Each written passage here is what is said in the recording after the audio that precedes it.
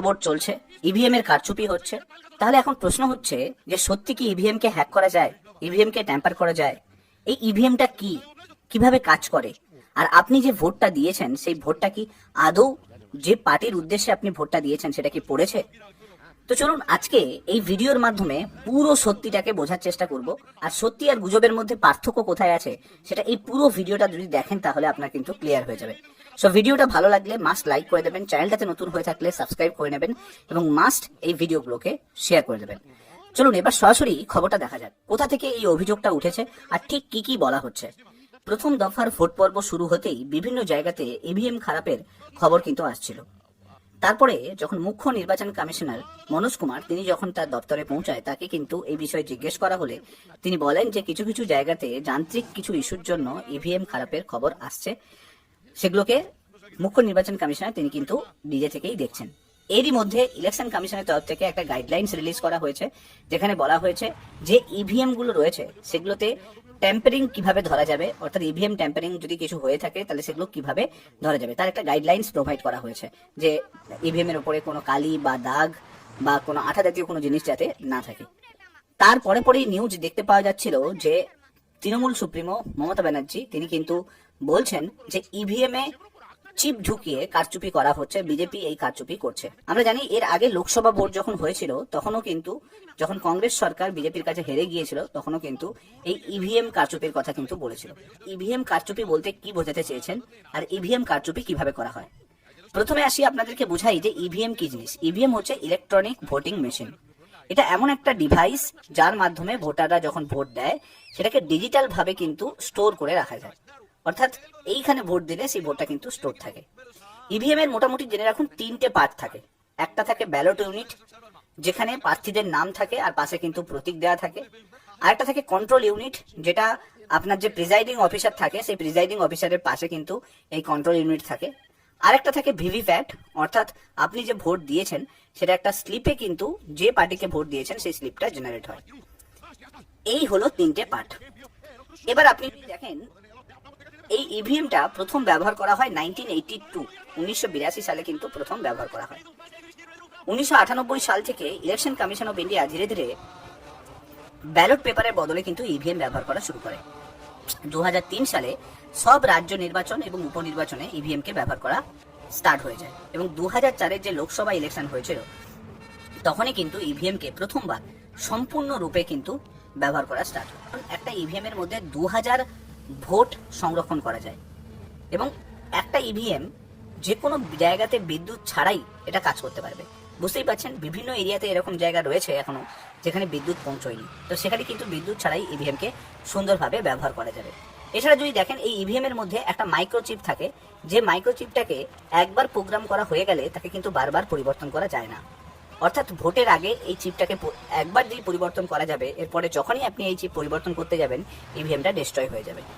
এবং আরো একটা ভালো জিনিস যেটা, এই ইভিএম এরকম একটা স্ট্যান্ড অ্যালোন মেশিন যেটাকে আপনি কোনো ওয়াইফাই সঙ্গে কানেক্ট করতে পারবেন না, ব্লুটুথের সঙ্গে কানেক্ট করতে পারবেন না, ইন্টারনেটের সঙ্গে কানেক্ট করতে পারবেন না, বা কোনো অপারেটিং সিস্টেমের সঙ্গে কানেক্ট করতে পারবেন না। তো এটাকে তাই জন্য রিমোটলি কোথাও থেকে কিন্তু অ্যাক্সেস করা যায় না। কিন্তু তার সত্ত্বেও বিভিন্ন জায়গাতে প্রশ্ন আসছে যে এই ইভিএম কে কারচুপি করা হয়েছে। বুঝতেই পারছেন, যদি কোনো দল হেরে যায় তারপরে কিন্তু এই কথাগুলো বারবার উঠে আসে। এখন প্রশ্ন হলো যে সত্যি কি এটা পসিবল, মানে এই ইভিএম ট্যাম্পারিং কি পসিবল? প্রথমে আপনি এই তিনটে ইউনিটের কথা ভালো করে বুঝুন। ইভিএম এর এই তিনটে পার্টকে ভালো করে বুঝলে আপনার অনেকখানি ক্লিয়ার হয়ে যাবে। আপনি যখন ভোট দিতে যাচ্ছেন তখন আপনি কি করেন, প্রথমে শুরুতে ঢোকেন, ঢোকার পরে আপনার নামটা ভেরিফাই হয়, ভেরিফাই হওয়ার পরে আপনাকে বলে যে ভোট দিতে যাওয়ার জন্য আপনার হাতে কালি লাগিয়ে দেওয়া হয়। এরপরে প্রিজাইডিং অফিসার একটা বোতাম টেপে, বোতাম টেপার পরে এইখানে সমস্ত লাইট জ্বলে ওঠে এবং তারপরে আপনি যেই চিহ্নেতে ক্লিক করবেন অটোমেটিক্যালি একটা সাউন্ড হবে, আর সাউন্ড হওয়ার পরে যেখানে ভোট দিয়েছেন সেটা কিন্তু কাগজটা প্রিন্ট হয়ে একটা বক্সের মধ্যে পড়ে যাবে। তার মানে দেখুন 3-4টে জায়গায় ভেরিফাই হচ্ছে, কিন্তু আপনার বিএলও ভেরিফাই করছে, দেন ওখানে যে প্রিজাইডিং অফিসার রয়েছে সে যতক্ষণ না বোতামটা টিপবে ততক্ষণ পর্যন্ত আপনি ভোট দিতে পারছেন না। একবার আপনি ভোট দিলে সেটাকে কনফার্মেশন করার জন্য ভিভিপ্যাটও পাচ্ছেন। তো তার মানে এই ইভিএমটাকে রিমোটলি তো অ্যাক্সেস করা পসিবল নয়। এবার আসি ইভিএম ট্যাম্পারিং পসিবল কিনা, অর্থাৎ ইভিএম মেশিনে কোনো কারচুপি করা যাবে কিনা। দেখুন ইভিএম মেশিনের মধ্যে একটা মাইক্রো প্রসেসর ইউনিট থাকে আর একটা চিপ থাকে। এই দুটো জিনিস কিন্তু থাকে যার মধ্যে ইভিএম এর সমস্ত ডেটাকে স্টোর করে রাখা হয়। একটা জিনিস এখানে মনে রাখুন যে এই যে চিপ এবং মাইক্রো প্রসেসর রয়েছে এটা ওয়ান টাইম প্রোগ্রামেবল, অর্থাৎ একবার আপনি এতে প্রোগ্রাম সেট করে দিলে তাহলে কিন্তু তারপরে যদি কেউ টেম্পার করতে যায় তাহলে পুরো ইভিএম মেশিনটাই কিন্তু খারাপ হয়ে যায়। তাই এটা একবারই প্রোগ্রামেবল সম্ভব। এবার আপনি কি করছেন, তাহলে এর মধ্যে একটা কোড ইনজেক্ট করা হয়। কোড ইনজেক্ট করলে এখানে কিন্তু পার্টির নাম আর পার্টির চিহ্ন কিন্তু চলে আসে, অর্থাৎ এটাকে বারবার চেঞ্জ করা যায় না। অনেকে বলে যে এই যে চিপটা, এই চিপটাকে বদলে ফেলা যায়। ভেবে দেখুন তো, যদি চিপটা একবার বদলে ফেলা হয় তাহলে তো পুরো ইভিএম মেশিনটাই খারাপ হয়ে যাবে।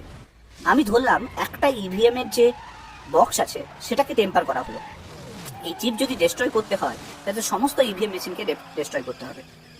ভোট করার আগে যে বিরোধী পক্ষ থাকে তারা কিন্তু সমস্ত কিছু চেক করে তারপরে কিন্তু ভোট করতে অ্যালাউ করে। সো তাহলে এখানে টেম্পারিং এর কথা তো আসছেই না। সেকেন্ড আসি, অনেকে বলে এর মধ্যে এক ধরনের ভাইরাসকে ইনজেক্ট করে দেওয়া হয়, যার ফলে কি হয় আপনি যেখানেই ভোট দিন না কেন সেটা একটা পার্টিকুলার পার্টিতে গিয়ে পড়ে। অ্যাজ লাইক ধরুন আপনি টিএমসিতে যদি ভোট দেন তাহলে সেটা বিজেপিতে গিয়ে পড়বে, আপনি যদি নির্দল প্রার্থীতে ভোট দেন তাহলেও সেটা বিজেপি প্রার্থীতে গিয়ে পড়বে।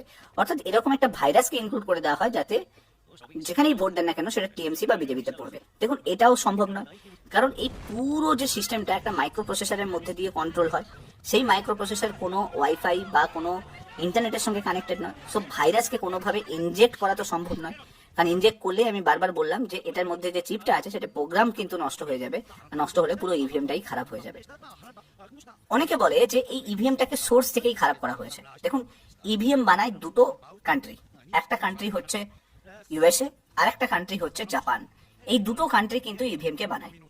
তো অনেকে বলে যে কেন্দ্রীয় সরকার এই দুটো কান্ট্রির কাছ থেকে সমস্ত ইভিএম কে নিয়ে এসে দেন তার মধ্যে টেম্পারিং করে তারপরে কিন্তু বিভিন্ন জায়গায় ভোট করায়।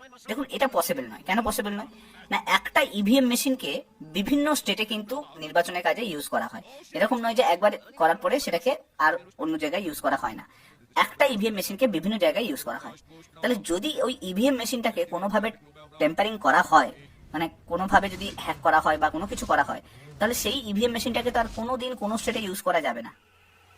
তো এটা সিম্পল ব্যাপার না, তাহলে অন্য কোনো স্টেটে আর নির্বাচন করানোই সম্ভব হবে না ইলেকশন কমিশনকে। তো তাই জন্য এই যে অ্যালিগেশনটা দেওয়া হয়, অ্যালিগেশনটা কিন্তু কমপ্লিটলি ফলস অ্যালিগেশন। এরপরে যদি দেখি, অনেকে বলে যে ইভিএম না ইউজ করে ব্যালটে ঠিক ছিল, ব্যালটে করা হচ্ছিল ঠিক ছিল।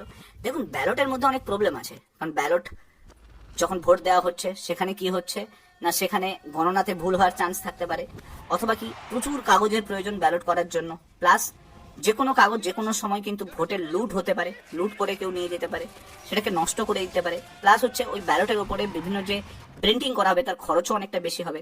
তারপরে যেটা ওটাকে ট্রান্সপোর্ট করার সময়ও অনেক ইস্যু আসতে পারে। তো বিভিন্ন সময় বিভিন্ন কাজ কিন্তু হতে পারে। সো তাই জন্য এটা সম্ভবই নয়। এরপরে আসি যে অনেকে বলে যে যে ইভিএম মেশিন যেটা, সেটা কিন্তু ট্রান্সপোর্ট করার সময় অর্থাৎ গাড়িতে করে নিয়ে যাওয়া হয় বা কোনো যে জায়গায় স্টোর করা হয় সেটাকে স্ট্রং রুম বলে, সেই স্ট্রং রুমে রাখার সময়ও কিন্তু ওখানে কিন্তু টেম্পারিং করা যেতে পারে। দেখুন এটাও একদম ফলস অ্যালিগেশন। কেন না, এটাকে ডাবল লক সিস্টেম আছে, অর্থাৎ একবার আপনি ওটিপি দিয়ে ওপেন করার পরে আপনাকে ইভিএম চালু করার জন্য আবার একটা ওটিপির প্রয়োজন হবে, এবং একবার আপনি ওটিপি দিয়ে অন করে দিলে আপনার যে ইভিএমটা আছে সেটা কিন্তু টেম্পার হয়ে যাবে, অর্থাৎ সেই পুরো ইভিএমটা কিন্তু নষ্ট হয়ে যাবে। নেক্সট টাইম যখন গণনার সময় আপনি ইউজ করতে যাবেন তাহলে কিন্তু তখন ওই ইভিএমটা চলবে না। তো ম্যানিপুলেশনও করা কিন্তু সম্ভব হয় না, কারণ আমরা জানি এই যে স্ট্রং রুমগুলো থাকে সেখানে কিন্তু প্রচুর লোক প্রেজেন্ট থাকে, পার্টির কিন্তু বিভিন্ন লোকেরা প্রেজেন্ট থাকে। ইভিএম আসার ফলে প্রচুর ভ্যালিড ভোটস বেড়ে গেছে এবং ইনভ্যালিড ভোটস প্রায় শূন্যতে নেমে এসেছে। কারণ কাগজ ব্যালটে যেরকম প্রচুর ভুল মার্কিং হতো, বিভিন্ন চিহ্ন অ্যাড হয়ে যেত, ভোট বাতিল হতো, তো প্রকৃত ভোটারের যে মতামত সেটা কিন্তু সঠিকভাবে পাওয়া যেত না। কিন্তু ইভিএম আসার পরে এটা কিন্তু সঠিকভাবে পাওয়া যায়। প্লাস আপনি যদি দেখেন যখন গণনা হয় তখন ইভিএম থেকে ইজিলি তাড়াতাড়ি করে গণনা করা হয়, কারণ কম্পিউটার আপনার হয়ে সমস্ত ভোটটাকে গণনা করে। সো ইলেকশন কমিশন অফ ইন্ডিয়ার জন্য এটা একটা খুব ভালো সুবিধা বলতে পারেন। ট্রান্সপারেন্সির ক্ষেত্রে আসি, আপনি যে ভোট দিচ্ছেন সেটা আবার একটা কাগজে কিন্তু প্রিন্ট হয়ে যাচ্ছে। সো এর ফলে আপনি কাগজ কাউন্ট করলেও কিন্তু ইভিএম এর টোটাল রেকর্ডের সঙ্গে মিলছে কিনা সেটা বুঝতে পেরে যাবেন। কস্ট ইফেক্টিভনেস অর্থাৎ খরচ সাশ্রয়ের দিকে যদি দেখি, ইভিএম ইউজ করলে লক্ষ লক্ষ ব্যালট পেপার যে ছাপানো হতো সেটা কিন্তু কমে যাবে, তার খরচ বেঁচে যাবে। ট্রান্সপোর্ট করার জন্য বড় বড় লরি দরকার ছিল, সেগুলোর খরচাও কমে যাবে। প্লাস হচ্ছে লং টার্মে আপনি এটাকে ইউজ করতে পারবেন না, কারণ একবার ব্যালট ইউজ হয়ে গেলে নেক্সট টাইম আবার আপনাকে প্রিন্ট করতে হচ্ছে। কিন্তু একবার ইভিএম মেশিন নিয়ে চলে এলে এটাকে আপনি বারবার কিন্তু বিভিন্ন স্টেটে ইউজ করতে পারবেন। তাহলে এই যে অ্যালিগেশন গুলো লাগানো হয়, এগুলো বেসিক্যালি কিছু পলিটিক্যাল পার্টি থাকে যারা যখন দেখে যে তারা জিততে পারবে না বা তাদের এই মুহূর্তে ভোটিং পার্সেন্টেজ কম পাচ্ছে, তো তখন তারা অ্যালিগেশন লাগাতে থাকে যে পার্টি হয়তো হতে পারে ভোটটা পেয়ে যাবে, এরকম অ্যালিগেশন কিন্তু লাগাতে পারে। 2017 সালে হয়েছিল যেরকম পাঞ্জাব, মণিপুর, উত্তরপ্রদেশ, গোয়া, উত্তরাখণ্ড, এই 5টা রাজ্যে নির্বাচন হয়েছিল। সেই নির্বাচনের ফল ঘোষণা করার পরে ইভিএম কারচুপির কিন্তু প্রচুর অভিযোগ উঠেছিল, কিন্তু আজ পর্যন্ত কোনো জাজমেন্ট সুপ্রিম কোর্টের তরফ থেকেও আসেনি। ইভিএম কারচুপি নিয়ে আজ পর্যন্ত কেউ প্রমাণ করতে পারেনি। তো তাই গণতন্ত্রে নির্বাচনের নিরপেক্ষতা এবং সুষ্ঠুতা নিয়ে যখন প্রশ্নগুলো হয়, ইভিএম কারচুপি, ইভিএম হ্যাকিং, সেই প্রশ্নগুলো কিন্তু অনেকখানি সমস্যামূলক। তো আশা করছি পুরো ভিডিওটার মাধ্যমে আপনি বুঝতে পারলেন যে ইভিএম কারচুপি সম্ভব কিনা, ইভিএমটা কি, আপনি যে ভোটটা দিচ্ছেন সেই ভোটটা সুরক্ষিত আছে কিনা। ভিডিওটা ভালো লাগলে লাইক করে দেবেন, চ্যানেলটাতে নতুন হয়ে থাকলে সাবস্ক্রাইব করে দেবেন এবং এই ভিডিওগুলোকে শেয়ার করতে ভুলবেন না। Thank you so much. Next ভিডিওতে আপনার সঙ্গে আবার দেখা হচ্ছে। Till then, bye by.